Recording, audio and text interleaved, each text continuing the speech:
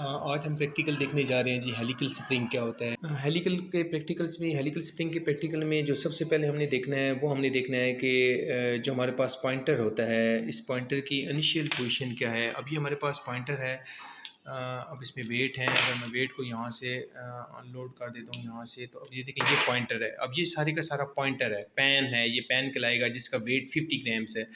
और ये पॉइंटर की पोजीशन जो आपके पास आएगी ये ज़ीरो पे आ जाएगी। ठीक है, ये स्केल है ना इसका, ये सारा स्केल है इसका। इस स्केल पे पॉइंटर की जो पोजीशन हम देखेंगे वो हमारे पास आ जाएगी, पॉइंटर की पोजीशन आ जाती है ज़ीरो पे आ जाती है। ठीक है, और ये पेन है, इसका वेट 50 ग्राम्स है।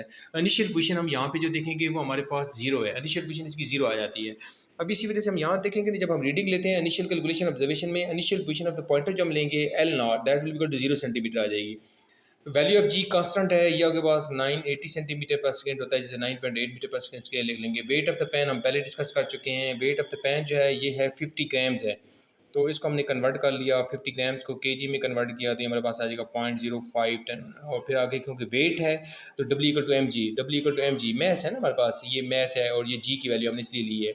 तो ये हमारे पास W equal to M G से वेट हम निकालेंगे, न्यूटन में आ जाएगा 0.49 न्यूटन। तो ये वेट ऑफ द पेन आएगा हमारे पास 50 ग्राम्स, और मल्टीप्लाई चूँकि ये वेट हमने फाइंड आउट करना है तो एम जी कर लेंगे हम, 9.8 कर लेंगे इसको। इस तरह टेबल में भी देखेंगे नंबर ऑफ ऑब्जर्वेशन है, weight in pen plus weight in weight of the pen होगा और वेट इन जो पेन होगा, एक्सटेंशन है और लोडिंग अनलोडिंग हमने करना है, मीन निकाले और इनकी लेंथ हमने निकालना है।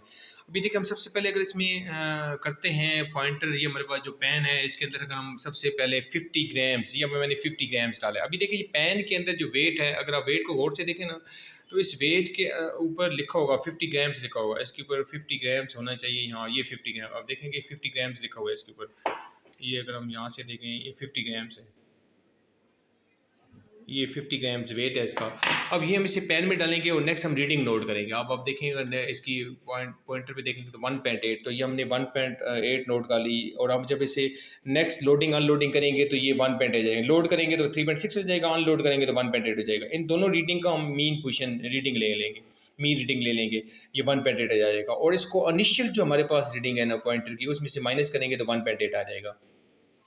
सिमिलरली यहाँ भी देखें हमने, चूँकि ये 100 ग्राम हो गया है, 50 ग्राम था, 50 ग्राम पेन का वेट है और 50 ग्राम्स हमने इसमें वेट डाला था, तो ये 100 ग्राम वेट है। इसको हम 0.1 लिखेंगे। ठीक है, W equal to M G formula Newton में कन्वर्ट करना है ना, इसको हमने 0.10 मल्टीप्लाई 9.8 आ जाएगा।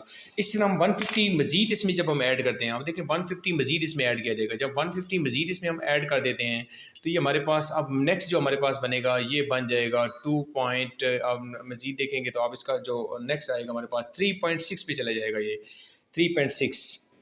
ठीक है, 3 ये 1.8 ऐड होता जाएगा, एक्सटेंशन इक्वली होती जाएगी। अब ये देखें अगर इसको आप रीडिंग लेते हैं आप इसकी, तो ये आपको 3.6 आप और से देखेंगे 3.6 पे है ये, तो 3.6 है। फिर लोडिंग अनलोडिंग वही चीज़ आ जाएगी। मीन इसकी वैल्यूज़ आप ले लेंगे, मीन आपके पास आ जाएगा, देन इनिशियल में से निकालेंगे तो आपके पास आ जाएगा।